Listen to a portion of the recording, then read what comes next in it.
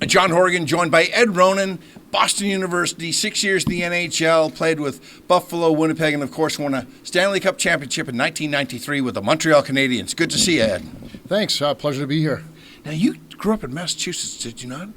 I did. I grew up in North Andover, Mass. Went to North Andover High School, took a PG year at Phillips Academy in Andover, and went on to BU from there.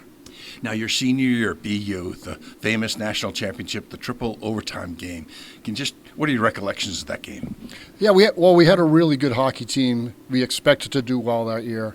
We had some players, Keith Kachuk, Tony Monte, Sean McGeckern, so we had quite a good club. Here's what I remember, it was a poorly played hockey game.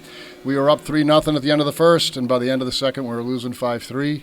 We ended up pulling the goalie, tied it 7-7, and then there was no goals again for 3 more periods, and we lost in triple overtime.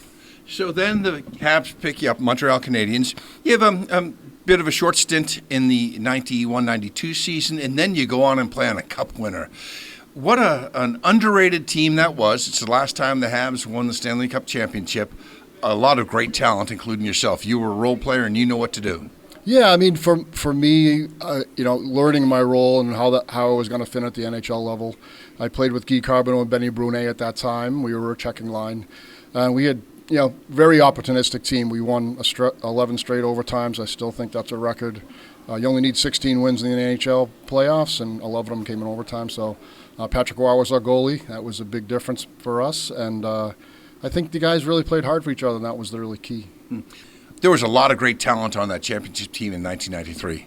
Yeah, there was. We had a lot of different guys playing a lot of the right roles. And so we had some offensive guys in Stéphane Lebeau, and we had some checking guys like Johnny Leclerc and Kirk Muller, and then we just had great leadership, starting with Guy Carbonneau and Mike Keane. So we had the right pieces. Just a couple of years ago, you went on the 30th anniversary. You got to get together with some of the guys again. We did. Yeah, it was actually great to see a lot of the guys. It had been a long time.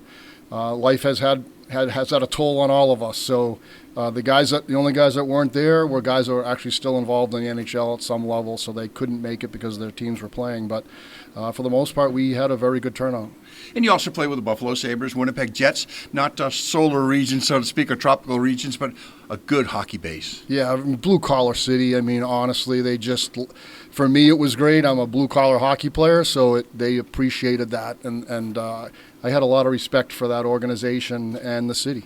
And finally, you have pedigree with the Boston Bruins organization, playing in Providence, right? I did, yeah. I actually had retired and lived in Franklin, Massachusetts at that time, and was approached if I would play. The team was halfway through the season, around December, and Michael O'Connell was the GM of the Bruins, and I had, I think it was Ed Anderson, I think was the owner at that time of Providence, and he asked if they would sign me and kind of bring me on. So I accepted. It's a drive to the rink for us, so it was a fun experience. Great. So I'm hoping you get one today. Don't be the hero and pass it. Shoot it on goal. And welcome to the Boston Bruins alumni. We hope to see you again. Thanks so much. Pleasure to be here. Ed Ronan.